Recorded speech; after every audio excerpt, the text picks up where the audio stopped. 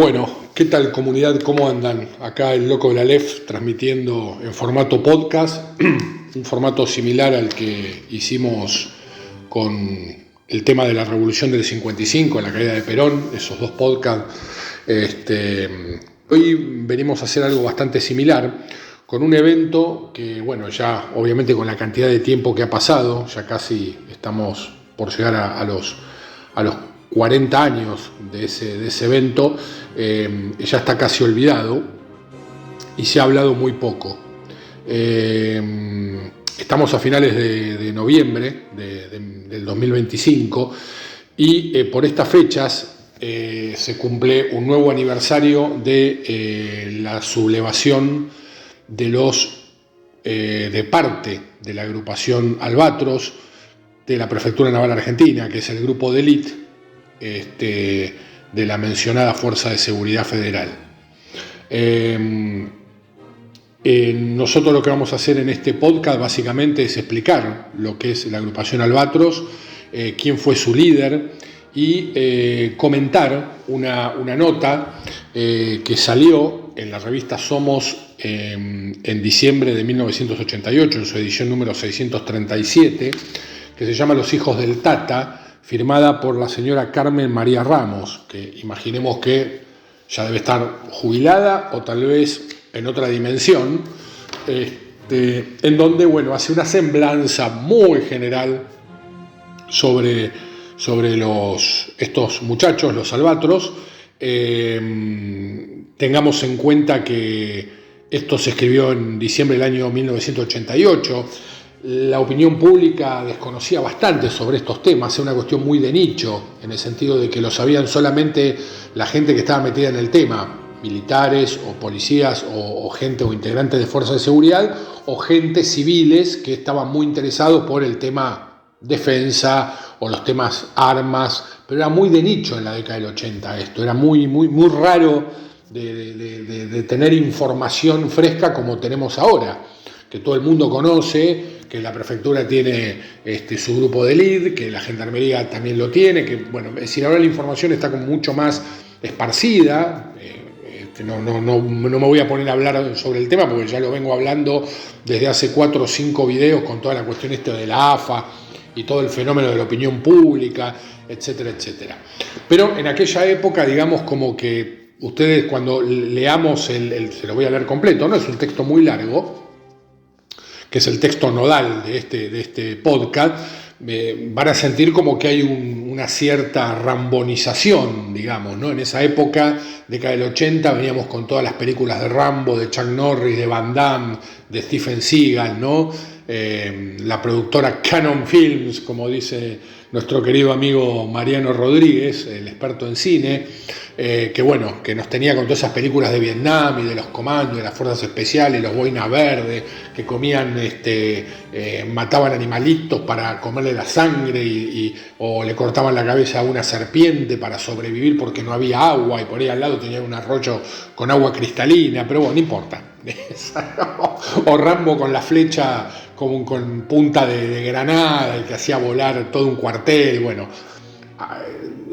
pongámonos en el contexto que está escrito esto, seguramente por una persona que no debía tener ni idea de cuestiones de defensa, ¿no? Debía ser una periodista generalista. Somos en una revista de política, y que bueno, obviamente en esta época estaba bastante movida. Y bueno, no creo que tuvieran un especialista en defensa. Igualmente, acá, este artículo yo lo leí cuando tenía 14, 15 años, tuve la revista Somos, después la tiré o la perdí en alguna mudanza, no me acuerdo, por eso hoy tuve que ir a la Biblioteca Nacional a recuperar esta documentación. Les agradezco al personal de la Biblioteca del Congreso, no la Biblioteca Nacional. La Biblioteca del Congreso, la verdad, lo rápido y práctico que son para atender y para llegar rápidamente a la información. También que yo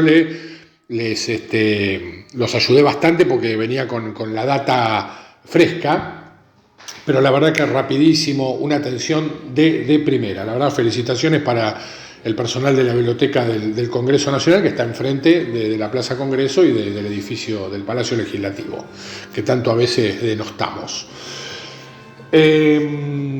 Bien, lo que les comentaba era que en esta nota aparece como teóricamente un asesor nuestro viejo y querido amigo Isidoro Ruiz Moreno, con el que nos hicimos el podcast de la caída de Perón, claro, porque él escribió en el año 84, 85, escribió Comandos en Acción, que seguramente en algún momento le haremos un podcast también de homenaje al gran historiador militar argentino. Así que... bueno, comenzamos. ¿Qué es la agrupación Albatros? Bueno, yo estuve averiguando un poquito, antes de eso, ¿por qué el interés mío sobre este tema específicamente? Bueno, yo soy un hombre, parezco Funes el Memorioso, pero aparte porque es una situación que en diferentes momentos de mi vida me tocaron de cerca. Primeramente fue en ese momento. Acá en el artículo, esta señora Ramos dice mal, de que a primera hora del 1 de diciembre los albatros se sublevan. Los albatros se sublevaron días antes, es decir, finales de noviembre. No está bien clara la fecha, pero fue finales de noviembre. Habrá sido por el 26, 27. Yo me acuerdo porque los diarios ya avisaban de esta cuestión muchos días antes, muchos días, póngale menos de una semana, pero más o menos por el 20, 21, 22, ya se venía hablando del tema de que había albatros que se habían fugado de su asiento natural, que era el Puerto de Olivos, Avenida Corrientes 160, ahora eso depende de la Escuela Superior de la Prefectura Naval, y no están más ahí, ahora están en San Fernando, pegados al Club San Fernando, están como más escondidos, digamos, antes estaban mucho más expuestos, ¿Y qué pasó? Ya en los diarios se leía, en Clarín, en Crónica, en todos los diarios, en la prensa, se preguntaban dónde están los albatros, dónde está esta gente de prefectura, nadie sabía qué joraca era, pero bueno, yo en mi familia tenía un familiar político, es decir, el novio de mi hermana era oficial de la prefectura naval, creo que era oficial principal en aquella época, ya no me acuerdo, creo que sí que era oficial principal. Y él generalmente siempre ya, la verdad que estaban bastante adelantados en el noviazgo, eran los noviazgos antiguos, ¿no? Donde el novio una vez por semana venía a cenar a casa, creo que venía los jueves siempre, y claro, cuando entró lo primero que empezamos a preguntarles, ¿no? Y principalmente yo que ya me empezaba a picar el bichito esta de la locura siempre de los temas de defensa, tiros, siempre desde chico enfermito mental de estos temas, le empecé a preguntar. Y nosotros cariñosamente, como le decíamos el Tano, con una sonrisa bastante ácida, decía que no sabía nada. Y era lógico, no nos iba a andar comentando absolutamente nada de lo que pasaba. Después, obviamente, en conversaciones posteriores que yo tuve, ya siendo más grande, charlamos algunas cosas. No voy a comentar lo que él me habló, porque yo no he hablado este tema con él para armar este podcast. Entonces no voy a hablar cuestiones, cositas que él me contó, que son sabrosas, pero no las puedo contar porque sería faltar a la palabra. Y después, muchos años después, en el 2008, es decir, 20 años después, yo ya estaba viviendo en Olivos, que es la zona donde estaban acuartelados estos muchachos, en el alto de Olivos, cerca del Tren de la Costa, y me encuentro con una foto de mi ex mujer, bueno, mi pareja en ese momento, la madre de mi hijo, que se había sacado una foto con todas sus compañeras en un colegio de ahí de la zona céntrica de Olivo, un colegio parroquial, y ella terminó el colegio, el secundario, en el año 88. Y le digo, ¿esta foto de cuándo es? Me dice, esta foto es de cuando, el último día de clase, me dice, ahí salíamos de misa, no sé qué, o del acto, y nos sacamos una foto, había una con un vaso de whisky en la mano, un desastre, las rubias de zona norte. Y le digo, pero esta época era media caliente, vos no te recibiste en una semana media complicada, acá no había medio dimes y diretes de que había gente que se había ido de una unidad militar. Yo le hablaba en términos generalistas para que me entendiera, más allá de que era hija de militares, pero no tenía mucha idea de los temas. Y me dijo, sí, creo que sí, algo sí, que se había escapado gente del puerto. Bien, como la sincronicidad, es lo que dice Young, ¿no? Que a mí me encantan tanto, cómo ciertos temas te siguen por la vida y uno no se los puede terminar de sacar de encima nunca.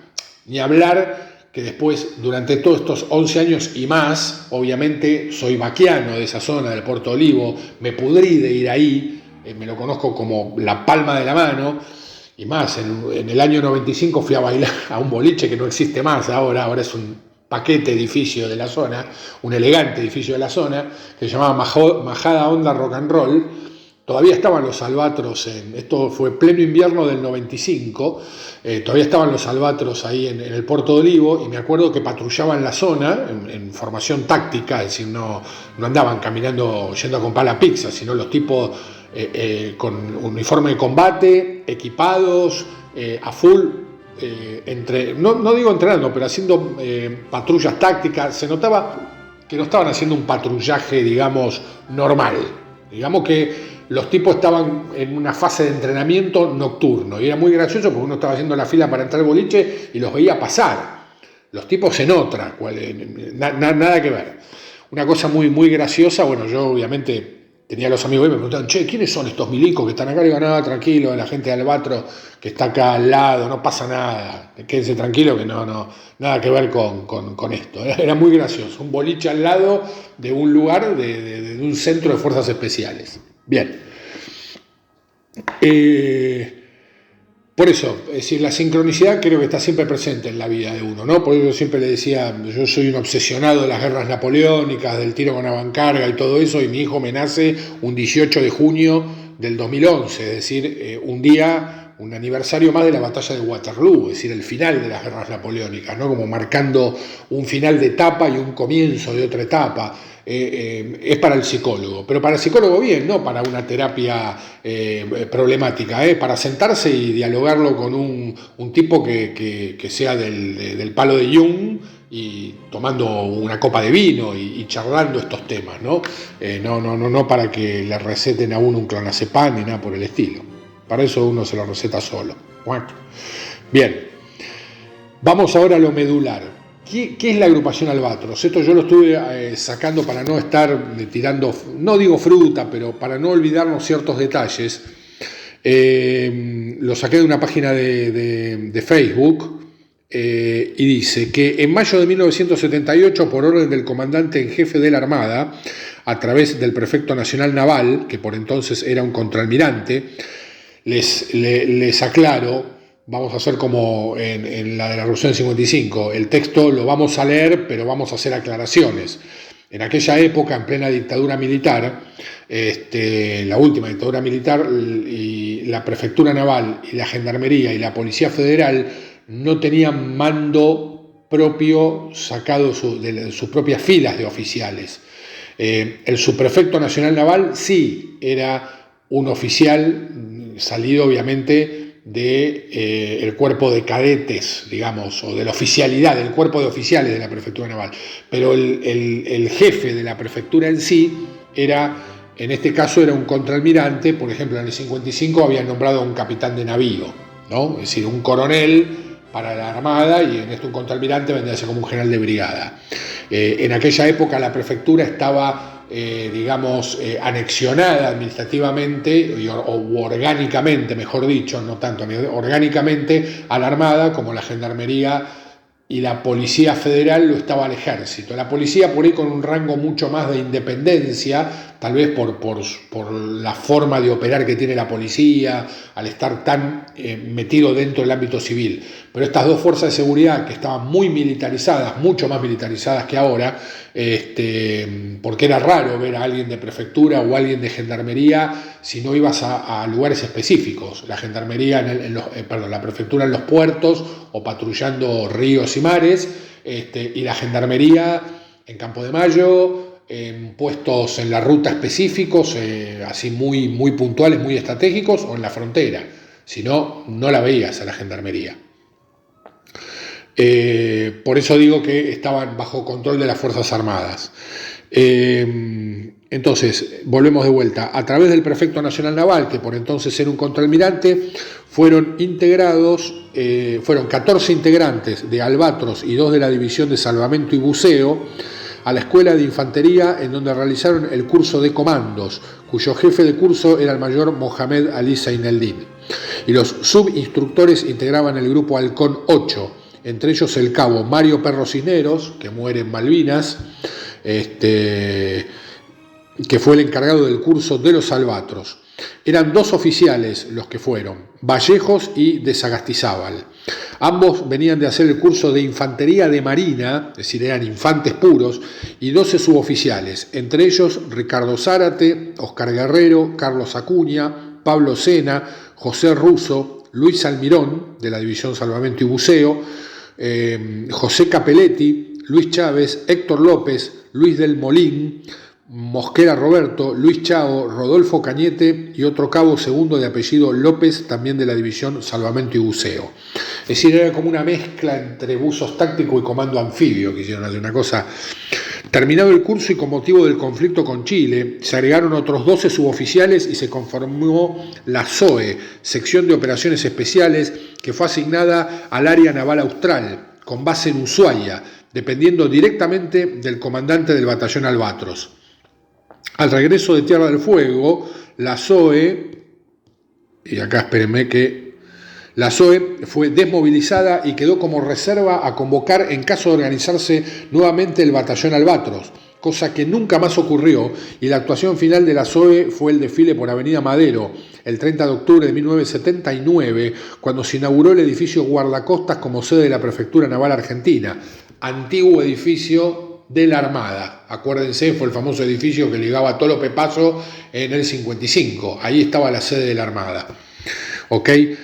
Por eso, ¿se acuerdan que el general Mani, el general Tassi, que se hace cargo de Correos y Telegrama, el Correo Central, encuentra un alijo terrible de armamento que estaba teóricamente apresto para poder utilizarlo por teóricamente milicias peronistas o la Alianza Libertadora Nacionalista para atacar la sede de la Armada, como había pasado en junio del 55.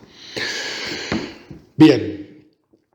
Entonces decimos que la actuación final de la SOE fue el desfile por Avenida Madero el 30 de octubre de 1979, cuando se inauguró el edificio Guardacostas como sede de la Prefectura Naval Argentina. No me pregunten dónde estaba la sede anterior porque no tengo ni idea. Tendría que preguntar a mi cuñado o a mi ex cuñado. Fueron los primeros y los únicos que usaban boina hasta el año 1982. Boina verde, obviamente, de infante, de comando, en que el entonces prefecto José Francisco Burlando, jefe de la agrupación Albatros, logró que se autorice el uso de la boina para todos los integrantes de la agrupación. Esto es historia, como todo lo que pasó después. Ok, bueno, después viene varios comentarios de gente que estuvo ahí. Así queda conformada la agrupación Albatros, que tiene como, digamos, un paralelismo con Halcón 8, no pasó mucho tiempo después que se creó Halcón 8, que se crea orgánicamente la agrupación Albatros, que es anterior orgánicamente a la CRAN, es decir, la gente de Gendarmería hacía el curso de comando de fuerzas especiales, pero tenía el mismo criterio que el ejército. ¿Usted hizo el curso? Bueno, si no está en Halcón 8, vuelva de vuelta a su unidad. Y capaz que el tipo era de un regimiento, del 35 de Rospentec, y lo mandaban allá, y el tipo toda su carrera se había olvidado, no es que se había olvidado, pero no hizo más tareas de comando, sino que se dedicó a ser infante mecanizado. Un criterio medio extraño tenían en aquella época, por eso los problemas que tuvo el ñato Rico al remontar la 602. Lo tuvo también Castañeto. Le pasa que Castañeto agarró a los tipos que hacía poquito que habían hecho el curso de comando como núcleo Halcón 8, que eran poquitos. Pero el ñato, cuando crea la 602, se le generó un problema importante, porque había un montón de gente fuera de estado, porque no se acordaban la doctrina, porque muchos estaban excedidos de peso. Había problemas, esto lo comenta Ruiz Moreno en el libro, y a mí me lo han comentado también comandos de la 601. No sé cómo se iban a arreglar con la 603, estamos hablando de Malvinas, pero nos vamos de Malvinas, volvemos de vuelta para el año 88.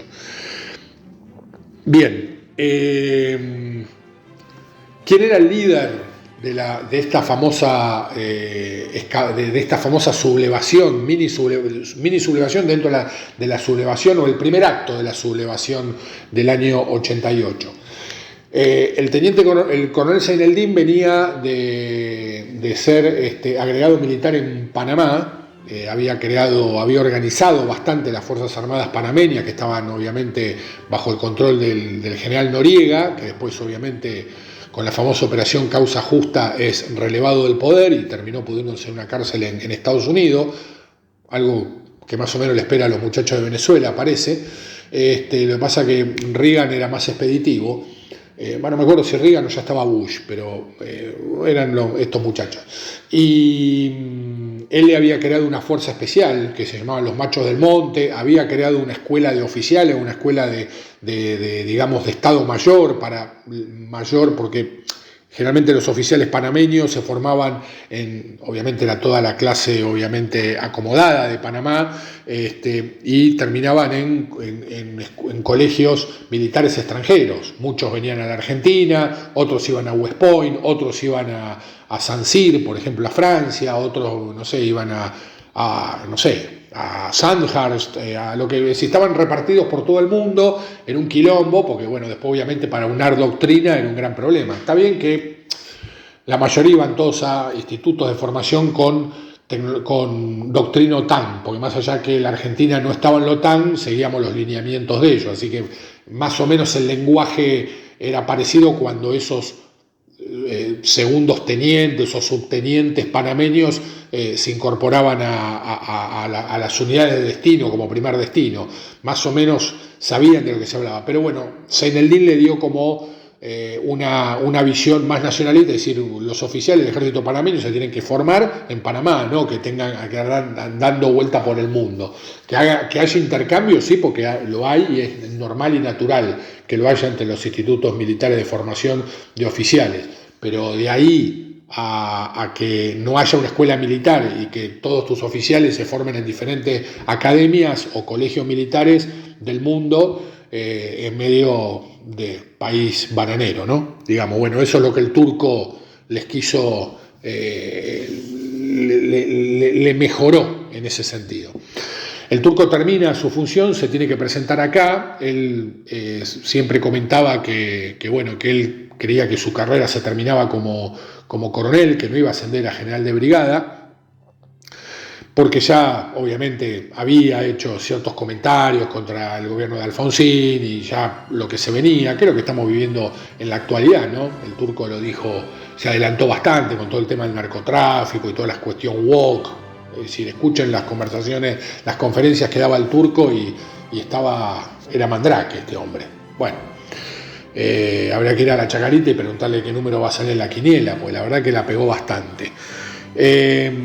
Y había problemas, se temía que, esto es extraoficial lo que estoy diciendo, no lo tengo confirmado, pero hay cierta gente que me dijo que puede ser que sea así, que el turco iba a llegar a la Argentina y lo iban a detener.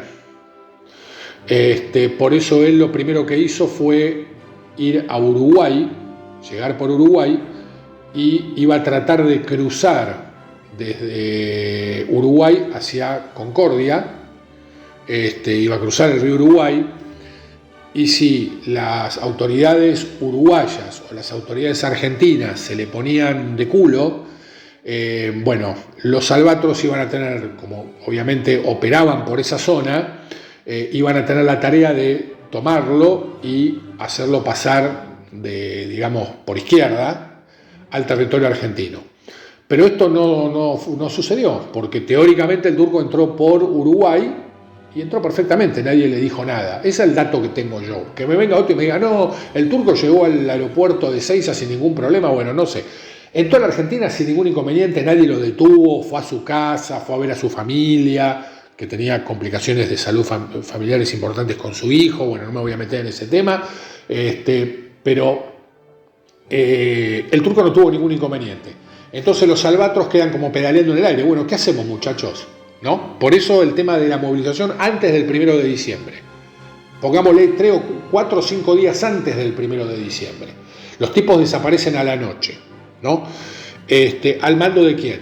De un subprefecto que se llamaba Raúl de Sagastizábal, le decían el Vasco, y acá tengo una pequeña biografía de él que la vamos a extender hasta el año 1988. El subprefecto Sagastizábal nació en San Miguel, provincia de Buenos Aires, el 19 de octubre de 1955 y a los 17 años se incorporó como cadete en la escuela de prefectura, Matías de Irigoyen, en Zárate, egresando el 12 de diciembre de 1975 con la jerarquía de oficial ayudante. En enero, que es la jerarquía con la que salen los cadetes que egresan, salen con el primer grado es oficial ayudante, como sería subteniente en el ejército, guardia marina en la marina o alférez en la Fuerza Aérea o en la gendarmería. En enero de 1977 fue becado para realizar el curso táctico técnico para guardiamarinas de infantería, obteniendo al cabo de 13 meses su capacitación como infante de marina. Es decir, él era oficial de prefectura y además era infante de marina. Y tras cartón, en febrero de 1978 se reintegró a la prefectura naval siendo destinado a la agrupación Albatros, y en mayo del mismo año la jefatura de Albatros lo seleccionó para realizar el curso de comando en la Escuela de Infantería del Ejército, a cuyo término se le encomendó la creación de un grupo especial de combate que entre otras misiones realizó operaciones de reconocimiento, patrullaje e inteligencia de combate en la Isla Grande de Tierra del Fuego, con motivo del conflicto limítrofe con Chile por la disputa territorial de las islas del Canal de Beagle. En noviembre de 1979 esta unidad fue disuelta. Bien, ok. Pasamos al año 1988, donde obviamente Albatros ya existía orgánicamente. En diciembre de 1988, al mando de la agrupación Albatros, abandonó, vuelvo a repetir, fue finales de noviembre, no fue el 1 de diciembre de 1988, porque la sublevación fue el 2 de diciembre, fue un viernes, que cae Seineldin a la escuela de infantería. Me acuerdo perfecto porque yo me iba a jugar al tenis a la calle Araujo y Directorio, así que me acuerdo como si fuera patente ese día. Hacía días que había terminado el secundario, había terminado mi segundo año de secundario, había pasado a tercer año, me iba a jugar al tenis con unos amigos allá en la zona de Mataderos, y me entero de la situación antes de irme. Si yo cuando vuelvo de jugar al tenis ya sabía perfectamente lo que estaba... perfectamente. Sabía que había problemas en Campo de Mayo y que ya estábamos acostumbrados. Ya había habido había habido la Operación Dignidad en el 87 y la sublevación del ñato Rico en Montecasero. Así que ya veníamos acostumbrados a los movimientos castrenses, ¿no? Si no nos tomaba de sorpresa. Nada más que esta vez Rico no figuraba y el nuevo integrante era Seineldin, que vuelvo a repetir, como aparte uno era chico, pero la mayoría de la opinión pública no sabía quién era Seineldin, porque vuelvo a repetir, todos estos temas de defensa eran cuestiones muy de nicho, entonces nadie sabía quién era Seineldin. Ahora vos le preguntás a cualquier persona quién era el teniente Esteves, quién era el perro Cisnero, te dicen, porque aparte tenés la información accesible. Meta, ¿quién fue el teniente Cisnero? ¿Quién fue el sargento Cisnero? ¿Quién fue el teniente Esteves? Y la información ya la tenés. En aquella época, el turco Seineldin, ¿quién carajo era? Héroe de Malvina. Sí, está bien, pero ¿quién era? Bueno, es decir, si esto lo llegan a escuchar, gente joven, que se adapten a la situación de aquella época, ¿no? Aparte de esto hay muy poco escrito, les recuerdo, no hay grandes tratados historiográficos, todavía los historiadores no se han puesto a trabajar a full con estos temas. Es decir, hay libros de gente que estuvo en la sublevación, Brady Obey escribió, Abete escribió, es decir, han escrito varios, mismo, bueno, la biografía del ñato Rico por Martiniano Duarte, pero no hay laburos de historiógrafos profesionales sobre la cuestión, digamos, entre comillas, que yo no estoy de acuerdo, cara pintada, desde la Operación Dignidad hasta la del 3 de diciembre de 1990. Ok, seguimos. En diciembre de 1988, al mando de la agrupación Albatros, abandonó con tropas y pertrechos el cuartel de dicha unidad. En sí no es un cuartel, es una dependencia, pero bueno, rebelándose contra el gobierno del presidente Raúl Alfonsín para reaparecer 36 horas después frente a los portones de la guarnición militar Campo de Mayo. Teóricamente lo que dice acá la revista Somos en la foto, habla de puerta 2 o acceso 2 a Campo de Mayo. fue el viernes 2, esto es correcto, viernes 2 a la tarde, tipo 4:30 de la tarde más o menos, sumándose así a los efectivos del ejército sublevados por el coronel Zeneldin en la escuela de infantería. Se opuso tenazmente al apoyo que el coronel Zeneldin brindó al doctor Carlos Menem para su campaña presidencial y el 3 de diciembre de 1990, asumiendo nuevamente su comando, ocupó militarmente el puerto de Buenos Aires. Bueno, esto ya es otro tema. Esto forma parte de la sublevación del 3 de diciembre de 1990, en donde estos albatros tomaron la prefectura del Río de la Plata, que ya como ediliciamente no existe más, porque eso ya es Puerto Madero Oeste, y la idea era avanzar sobre el edificio guardacostas. Entonces ahí hubo un enfrentamiento entre gente de la agrupación guardacostas, de la primigenia agrupación guardacostas, ahora le voy a explicar lo que es, obviamente gente de la prefectura naval que cumplía servicios en la prefectura Río de la Plata, que se fue replegando, obviamente gente que está dentro que trabajaba dentro del edificio guardacosta, y la misma agrupación Albatros, que era gente que la había reemplazado a esto que se habían sublevado en el año 88, que estaban al mando del prefecto principal Castiglia, si no mal no me falla la memoria, licenciado en Relaciones Públicas por la Kennedy, así que compartimos universidad, nada más que carrera diferente, más o menos primo hermano en ese sentido. Si vive el prefecto principal Castiglia, bueno, calculo que habrá ascendido más. Bueno, mis saludos. No lo conocí personalmente, pero sé quién es. Bien. Esta es una semblanza del Vasco Sagastizábal, un tipo bravo, un comando, un tipo obviamente consustanciado con la causa nacionalista, católica, con el espíritu de los comandos, con el pensamiento nacional del coronel Zeneldin, el cual, bueno, tengo entendido que sigue viviendo en Uruguay, y que en el año 99, con la asunción de la Rúa al gobierno, bueno, de la Rúa decide amnistiar a todos las personas que estaban en prisión, incluido la gente que había tomado el regimiento 3 de la Tablada, los del MTP, y la gente que se había sublevado el 3 de diciembre de 1990, ya el 88 ya había pasado, y ahí estaban incluidos mucha gente de Albatros. Había muchos que se habían ido al Uruguay y al ser amnistiados pudieron volver y, bueno, reorganizaron su vida, ¿no? Obviamente fuera de la institución. Esto es obvio, ya a partir de diciembre del 88 estaban fuera de la institución. Pero lo del 3 de diciembre de 1990 no lo voy a tocar. Quizás lo toque en otro momento, pero me interesaría hablar primero de lo que pasó en el 88. Ok, saliendo un poco del tema de la historia de los albatros, ahora vamos a analizar el texto que salió publicado, como les digo, en la revista Somos, número 637 de diciembre de 1988, escrito por la señora Carmen María Ramos y con cierto asesoramiento de nuestro querido doctor Isidoro Ruiz Moreno. El artículo comienza diciendo: los hijos del Tata. Que yo sepa, el turco siempre le dijeron Turco o Milo. El Tata, la verdad que no, a mí no me suena nunca. Le podrían haber dicho, no sé, pero el Tata, esta mujer entendió mal. Yo creo que le había dicho el turco y la mujer entendió Tata. Porque a mí siempre, vuelvo a repetir, a Zeneldin, siempre él decía que después de que dejó de ser coronel, esto que el otro, decía que lo trataran como Milo, como lo llamaban de chico a él, o el turco.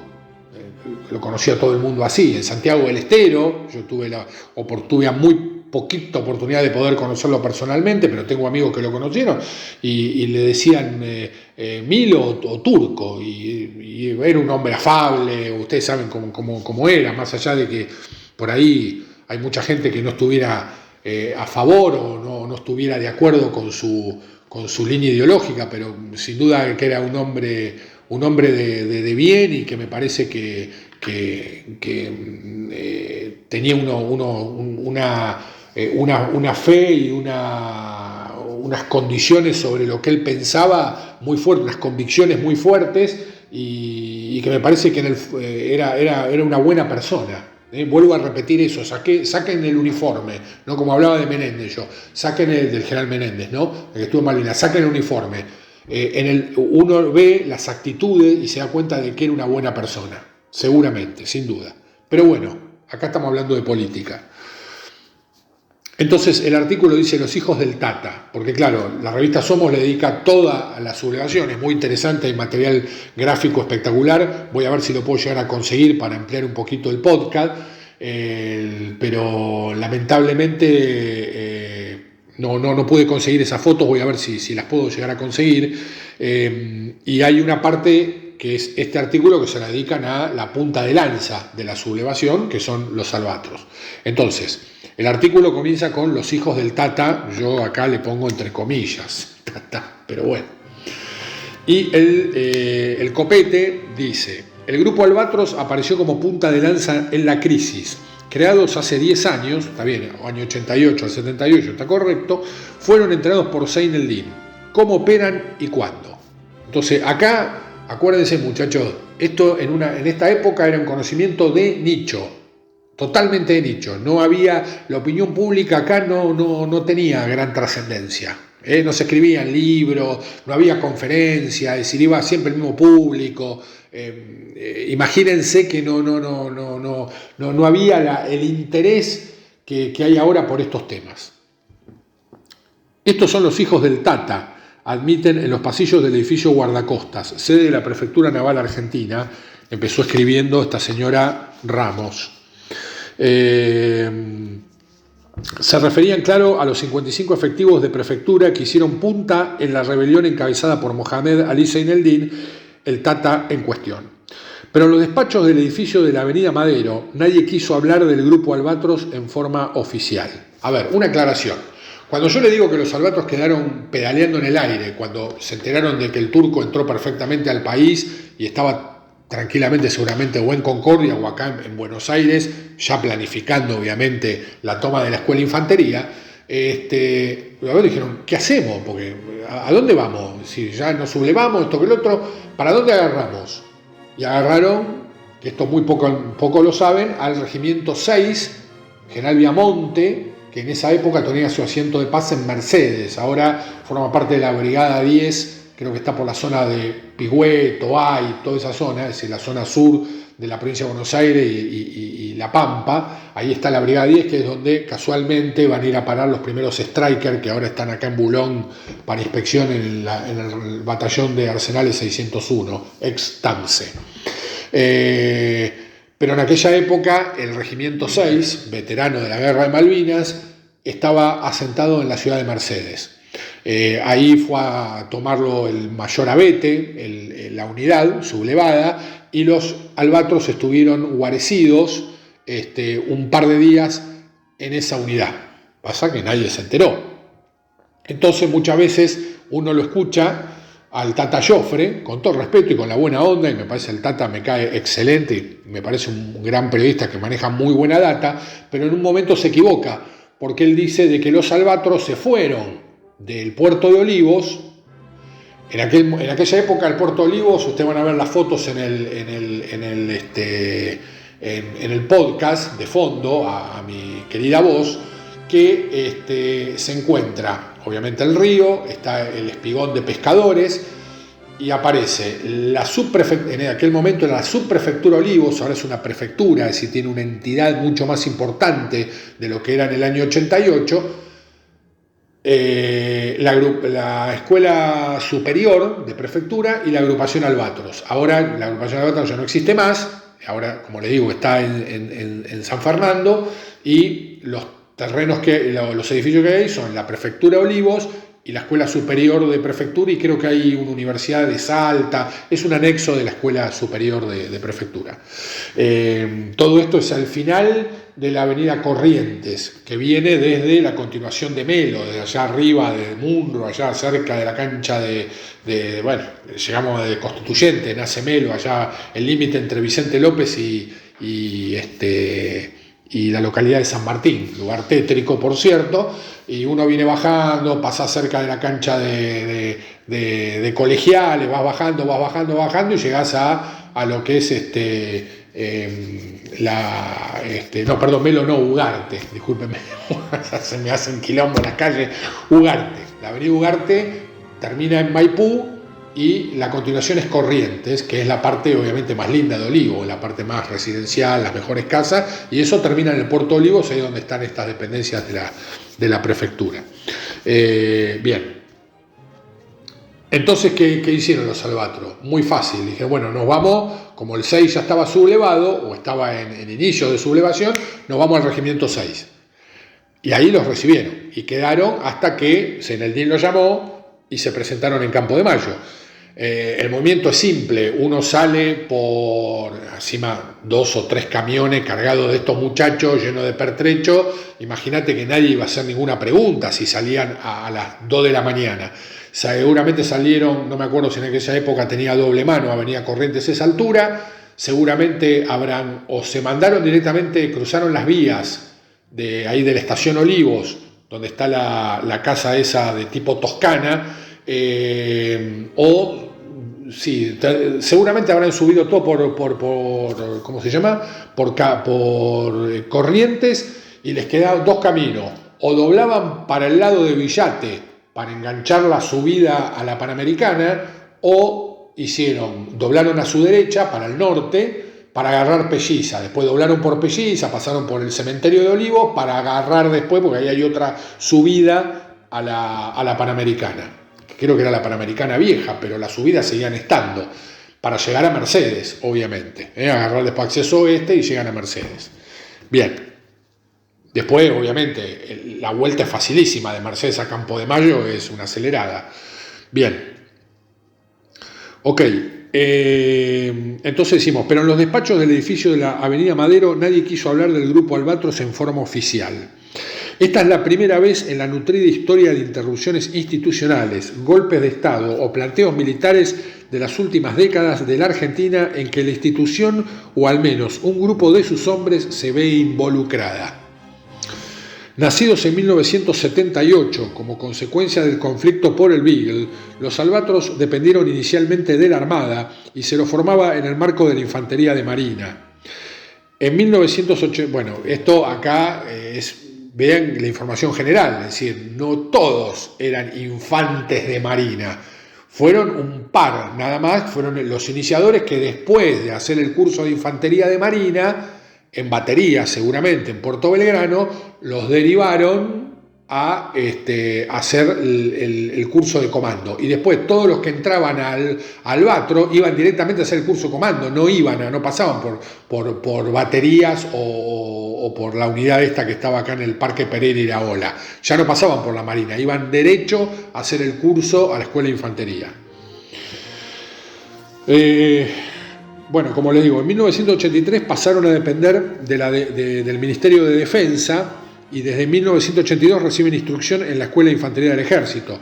¿Por qué? Porque en 1983 Alfonsín saca un decreto, ley, en donde le da la autarquía a las fuerzas de seguridad.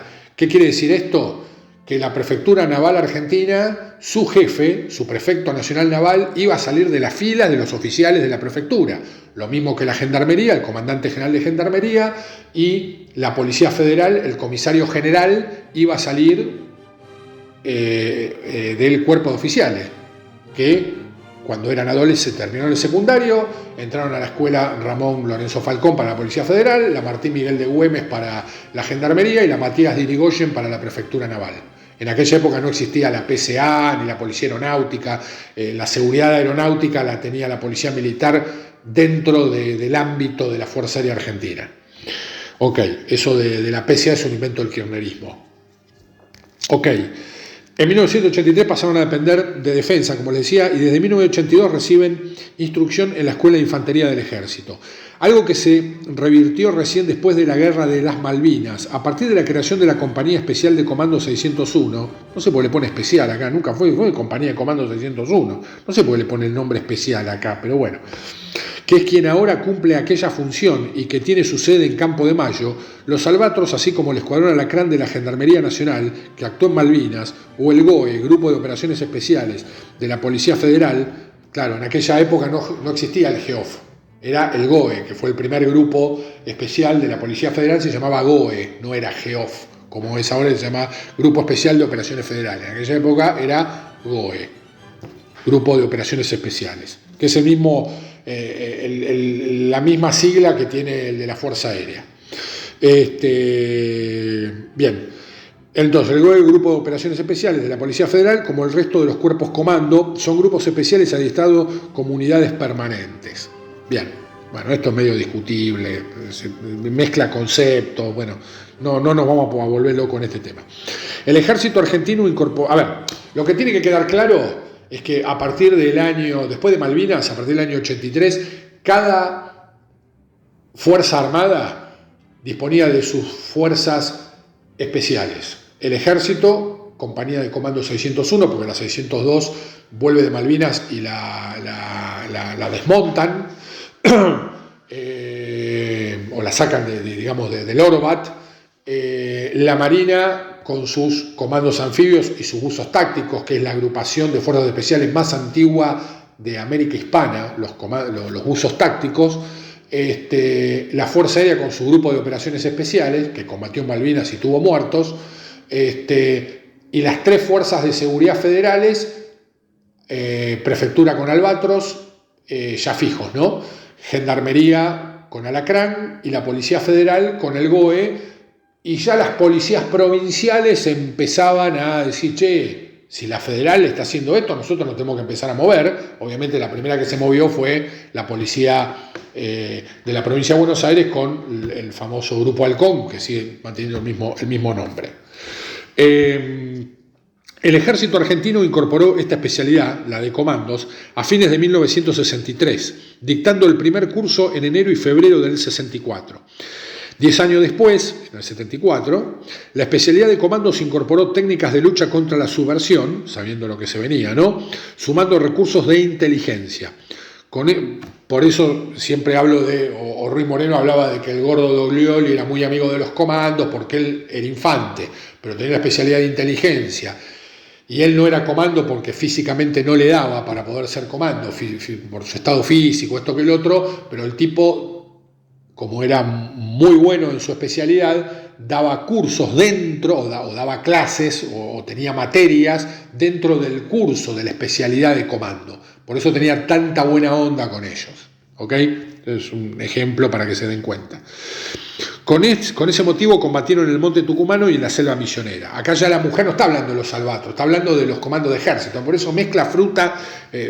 Se dan cuenta de que en aquella época, claro, como la gente no tenía mucha idea de estos temas, no salían enciclopedias de defensa en los puestos diarios, más allá que estaban máquinas de guerra. Después empezó a salir cuerpos de élite. Entonces más o menos la gente empezó a leer y ahí empezó a educarse un poco, porque si no era algo muy de nicho. Entonces acá la mujer empieza a hablar de los Albatros y después en otro párrafo me empieza a hablar del ejército. Pero bueno, está bien, qué sé yo. Año 88, nos tenemos que poner en situación. El ascendente de Seineldin, reconocido por sus pares como jefe natural de la especialidad comandos, dejó huella en muchos de los hombres que se formaron bajo sus órdenes, entre ellos buena parte de los oficiales que integran el grupo Albatros. Lo digo en presente porque está escrito así, esto lo escribió en diciembre del 88 la mujer. Hecho que explica la presencia de estos hombres de prefectura en este levantamiento a las órdenes de su ex instructor. La razón de ser de Albatros, la finalidad para la que fueron creados es la de actuar en tareas de prevención y represión, así como en catástrofes naturales. Acá está perfecto, seguramente es un paper que le habrán pasado en prefectura y lo copió así. Tuvieron especial actuación, por ejemplo, en la mayoría de las inundaciones de la provincia de Buenos Aires y del noroeste argentino.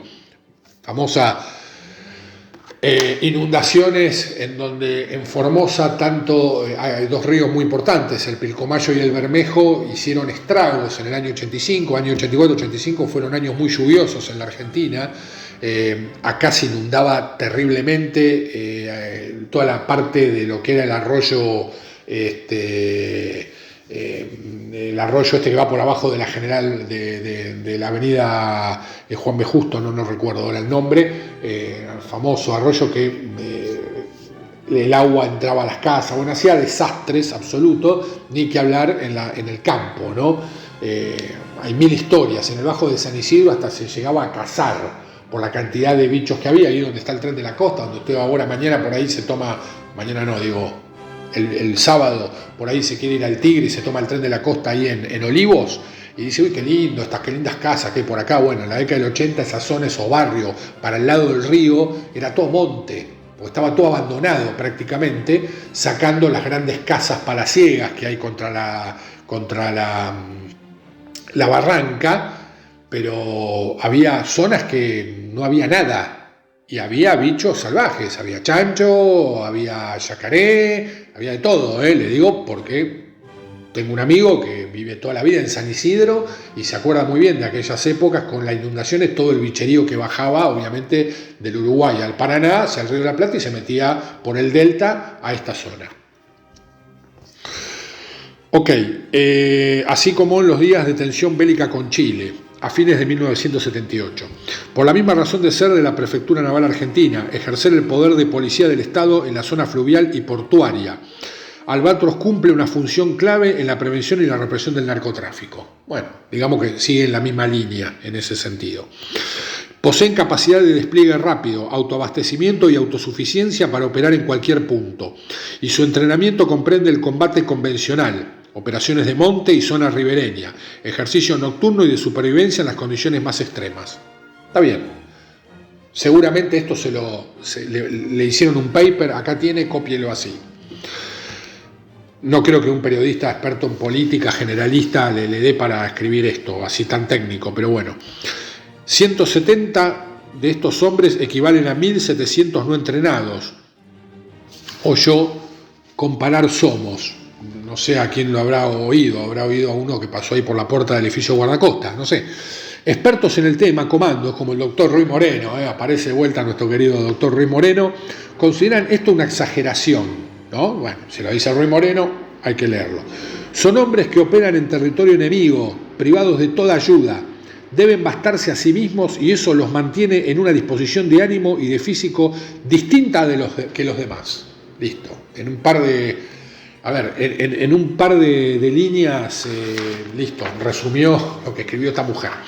Bueno, lo cierto es que tienen técnicas que los diferencia, ahora escribe de vuelta la mujer, ¿no? Ya lo dejó a Ruy Moreno ahí pagando. Y pone, lo cierto es que tienen técnicas que los diferencian de otros militares convencionales. Están siempre preparados, o policías, ¿no? Porque digamos que son fuerzas de seguridad militarizadas. Están siempre preparados para enfrentar situaciones límite, no solo en lo que atañe a la supervivencia, sino también a los mismos métodos de ataque. Tienen un adiestramiento físico y psíquico que incluye la prueba de tomar sangre de animales o comer víbora, rata o cualquier otra cosa que demuestre que si lograron hacerlo una vez, lo volverían a hacer cuantas veces fuera necesario para superar obstáculos o para vencer al enemigo. A ver, vuelvo a repetirle. Veníamos de la época de la rambonización, ¿no? Cultural, y de la chagnorrización, y de la vandamización, y de la Steven Seagalización, y así Michael Dudikoff y algún otro trucho que andaba dando vuelta por ahí. No había series, no había información técnica que nos explicara, documentales, no había YouTube para ver cómo se entrenaba, por ejemplo, los Arctic Mountain de los Royal Marines, que la parte esa en donde muestran el campo de prisioneros, mejor dicho, donde demuestran que los tipos van a hacer la parte del curso como fuerza especial de campo de prisioneros, no lo muestran. Entonces esto de comer víbora, yo hablé con comando, nunca me lo contaron eso. Yo digo, la verdad, prefectura, por el lugar por donde anda, creo que de sed no se iba a cagar nunca. Digamos, en zona ribereña, en zona de ríos, en zona de lagos, digamos que agua potable, ¿cómo se llama? Pastilla potabilizadora, y no necesitaba la sangre de la yalará para sobrevivir. Digamos que, qué sé yo, no sé. Esto me parece muy, muy Rambo, pero en aquella época leíamos esto y dijimos, uy, mirá, qué bueno, qué grande, espectacular. No entendíamos, ahora nos cagamos de risa, básicamente es simple, pero bueno.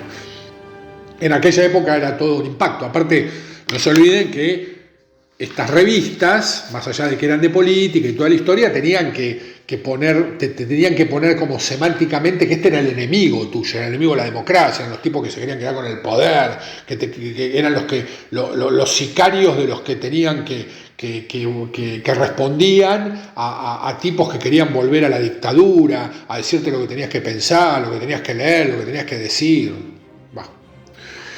Entonces te los ponen como tipos temibles, como gente complicada, irreductible, difícil. Mirá el enemigo con el que nos tenemos, que se tiene que enfrentar la democracia.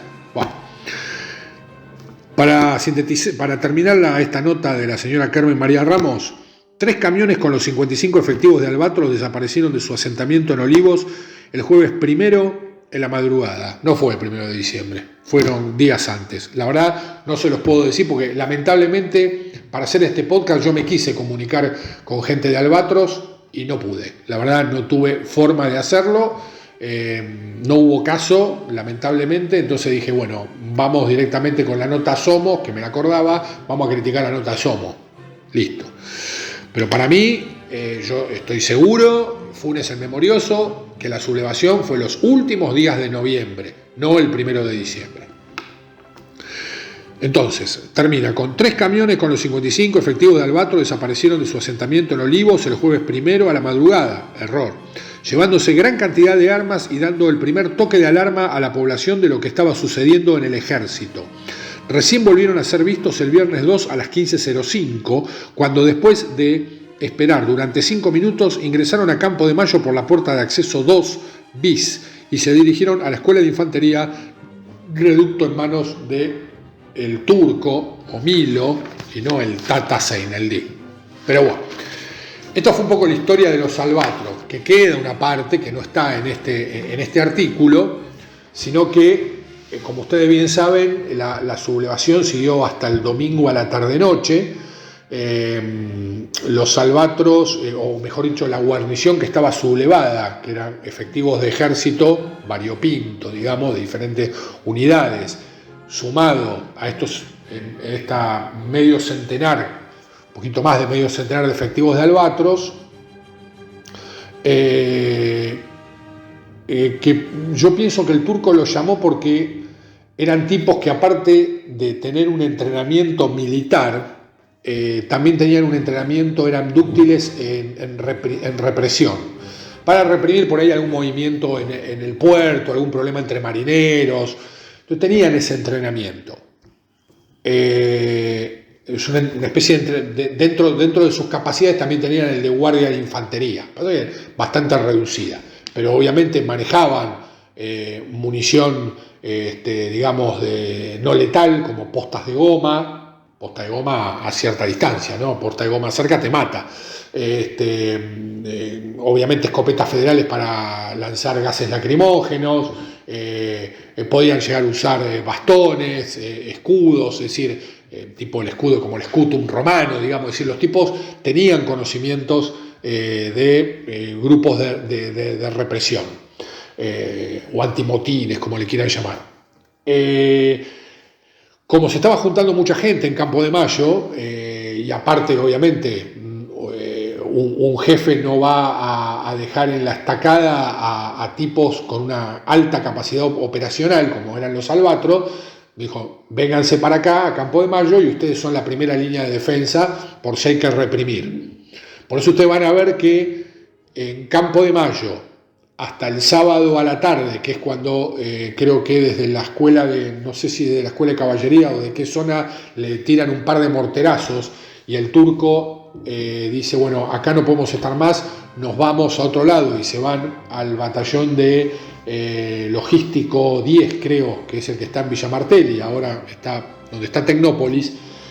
Ahí es donde hacen el centro de operaciones, abandonan la escuela de infantería y se retiran a Villa Martelli.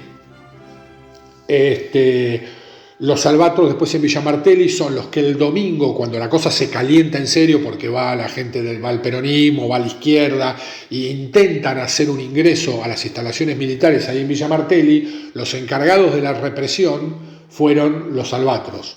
Si ustedes ven fotos, yo voy a tratar de conseguirlas, voy a ver si trato de conseguirlas y por lo menos dejárselas como un anexo al podcast. Van a ver que están armados con escopeta High Standard, que era la escopeta muy parecida al Itaca 37 o a la Batán. Era una escopeta de origen norteamericano, de la firma High Standard. La Marina usaba otro modelo, un modelo sistema Bullpup, que era un asco, muy fea, que se usó en Malvinas, horrible. Tengo un amigo que la tiene y es horrible esa escopeta. Pero esta era una copia del Itaca. Uno la ve y dice, es un Itaca, no es un Itaca, es una High Standard.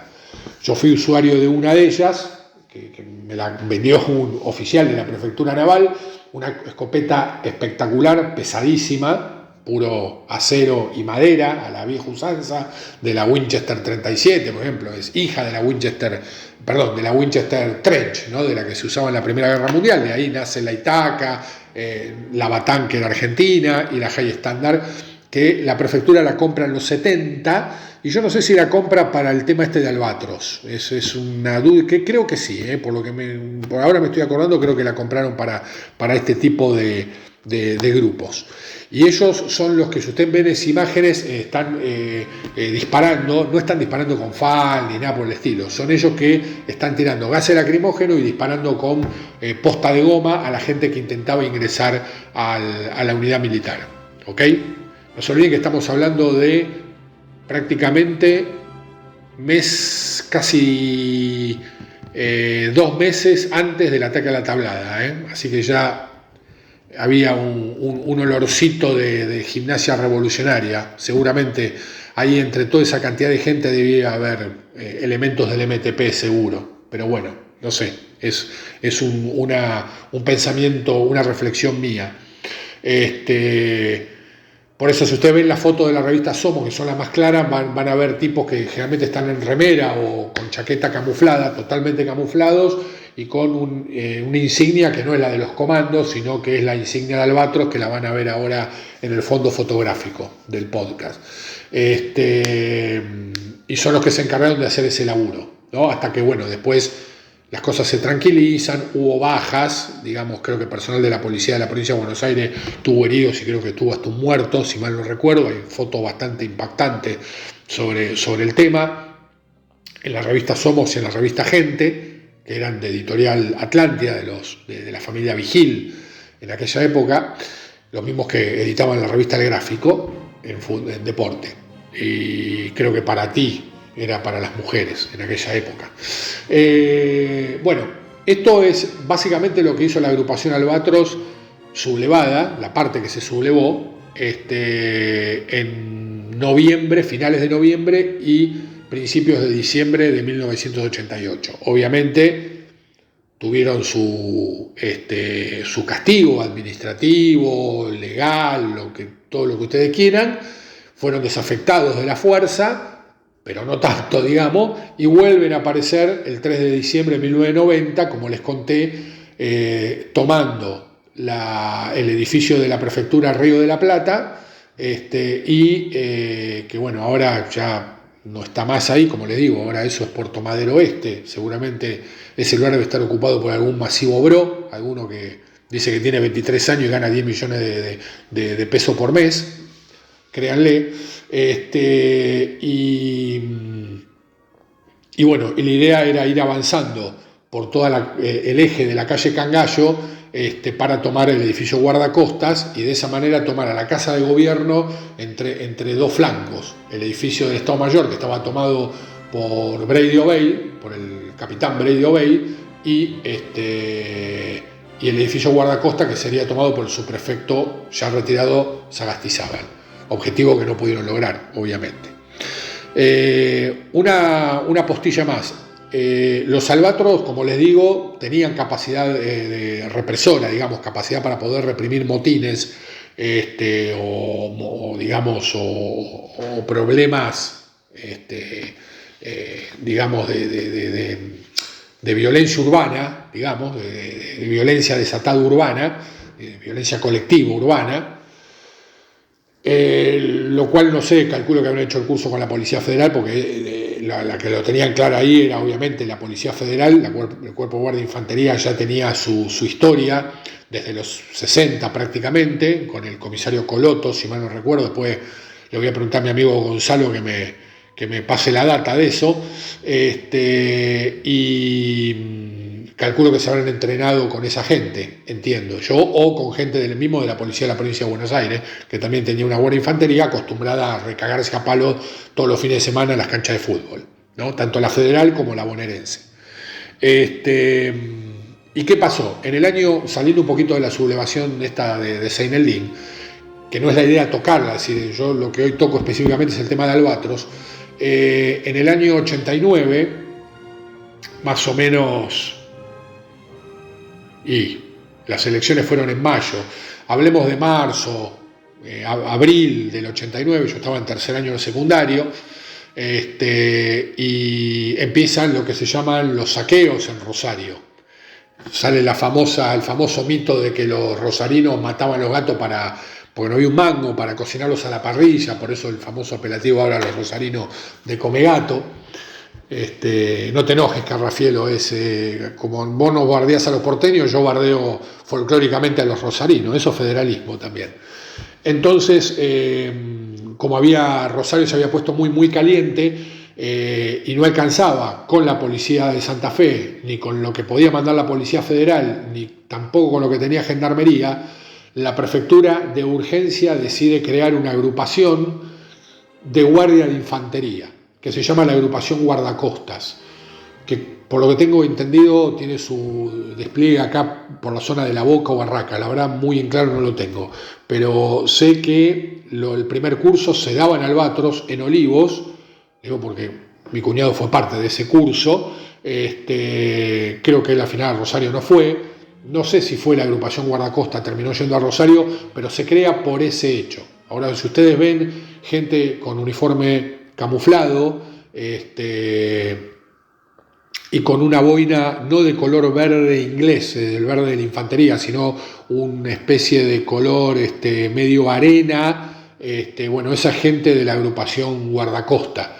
Hay tanto hombres como mujeres, y están entrenados en las artes, digamos, de la Guardia de Infantería, ¿no? Que sería una especie de manípulo romano, ¿no? Todo viene de Roma, obviamente, todo viene de Cayo Mario, de Julio César, todo viene de esa zona, ¿ok? Así que, y una última aclaración, y con esto ya los dejo. Miren, creí que iba a hacerlo en 20 minutos, es un podcast que va a durar 1 hora y cuarto seguro. Bueno, el tema es el siguiente. No voy a dar nombre porque no quiero mandar a nadie al frente, pero el 8 de junio del 2023 yo ayudé a un amigo a presentar un libro que se llamó La Placa en el Liceo Militar General San Martín, ¿no? Acá de la provincia de Buenos Aires, el liceo especializado en infantería, y habló un general, veterano de Guerra Malvinas, comando, paracaidista. Y en un momento de la charla, bueno, él da su alocución, presenta lo que él creyó, lo que era la novela que él había leído y que ponderó, obviamente, porque es muy amigo de mi amigo que es veterano de Guerra Malvinas. Sabrán ustedes de quién estoy hablando, de mi amigo, no del que habló. Y en un momento se podían hacer preguntas y yo le pregunto con respecto al tema de Malvinas, que él cuente su experiencia. Y le digo, mi general, y lo traté así porque fue jefe mío en el servicio militar. Él era teniente coronel, yo era soldado raso, obviamente. Y le digo, mi teniente coronel, le hago una pregunta. Si esto era un entorno, digamos, anfibio, un entorno de insular, y los albatros habían estado desplegados en el conflicto con Chile, ¿por qué no... aparte de haber mandado la compañía 602, por ejemplo, y haber mandado gente de Gendarmería, que estaba, la Gendarmería estaba dentro de la compañía de comando 602, que se hayan puesto ellos el nombre Alacrán para diferenciarse de la gente de ejército, pero los tipos formaban parte de las unidades de las secciones de asalto y de apoyo de la compañía de comando 602. No había diferencia entre el ejército y la gendarmería, todos operaban juntos, nada más que bueno, se pusieron el nombre Alacrán, obviamente brindaron su generosa cuota de sangre, le estamos recontra agradecidos, pero digamos que fueron como la compañía de comando 602, porque al ejército le quedaba poca gente como la especialidad de comando para poder mandar y que estuvieran más o menos en estado, ¿no? Acuérdense que querían remontar a 603. Entonces yo pregunto, más allá de la buena actuación que habían hecho los comandos anfibios, los buzos tácticos el 2 de abril, ¿por qué después nos mandaron a los albatros? Y el general, que yo me quedé frío, me dice, no, lo que pasa es que los albatros, la prefectura son civiles, entonces no los pueden mandar en un conflicto bélico. Digo, ¿cómo? Estuvieron en Chile donde era un potencial conflicto bélico, estuvimos a horas de un conflicto bélico, hubo movimiento de tropas de ambos lados, hubo movimiento de buques, y la prefectura mandó a casi todo su servicio aéreo y mandó a 2 guardacostas, que iban de viaje de placer, no, iban a acciones y tuvieron acciones de combate, es decir, un guardacostas derribó un Harrier y derribó un Sikín o un Wessex, no me acuerdo, fue un vector de ala rotativa y un vector de ala fija. No estaban jugando al tiro al blanco, fueron a combatir los tipos. ¿Por qué no mandaron ese tipo de fuerzas especiales?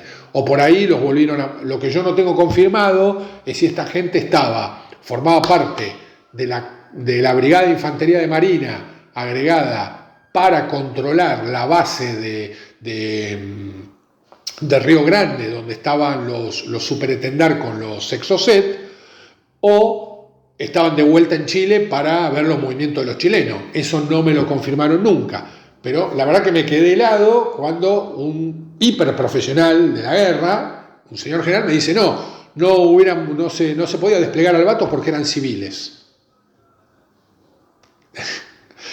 Disculpen mi general, pero no me cierra la respuesta. Así que en algún momento que nos veamos en un asado, en una charla, le voy a hacer la pregunta de vuelta y vamos a conversarlo. Siempre con el tono del respeto que usted se merece, obviamente. ¿Ok? Bueno, esto es anecdótico. Así que bueno, muchachos, esto fue la actuación de la agrupación Albatros de la Prefectura Naval Argentina, una de las fuerzas de seguridad más antiguas del continente. Nació como la famosa Capitanía General de Puerto, es decir, tiene sus bases no en la Marina del Almirante Brown, sino en la Marina Española. Uno de sus primeros jefes fue, Matías de Irigoyen, Martín Jacobo Thompson, es decir, el esposo de Mariquita Sánchez Thompson, que terminó medio loco. Es decir, la prefectura tiene una antigüedad, prácticamente está cabeza a cabeza con el ejército. Creo que el ejército es un poquito más antiguo, pero no sé, tendría que repasarlo, esos datos tan de nerd, pero digamos que la prefectura, el ejército y la prefectura son las fuerzas más antiguas de la nación.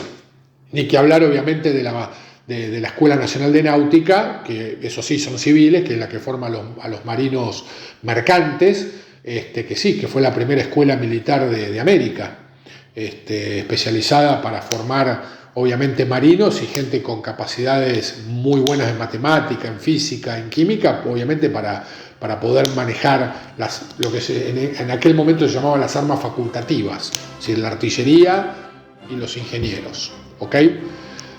Así que bueno, fue todo por hoy, muchachos. Espero que les haya gustado este podcast y bueno, vamos a ver qué se nos ocurre. Ojalá que yo iba a hacer el ataque al Domingo Viejo Bueno, pero la verdad que es un laburo muy grande porque me tengo que leer un libro entero de casi 1000 páginas. Lo voy a dejar para el año que viene porque se van a cumplir 50 años del ataque, así que mejor hacerlo para el año que viene. Y vamos a ver si con el Juanchi podemos llegar a hacer la tertulia para fines de enero del ataque a la Tablada. Una urbex que se mandó él hace bastante tiempo y obviamente, aparte de la urbex, vamos a estar hablando un poco de lo que fue esa batalla. ¿Ok? Bueno, gente, espero que les sea entretenido. Esta hora casi cuarto sin parar de hablar. Les mando un abrazo grande. Aguante la prefectura. Agur.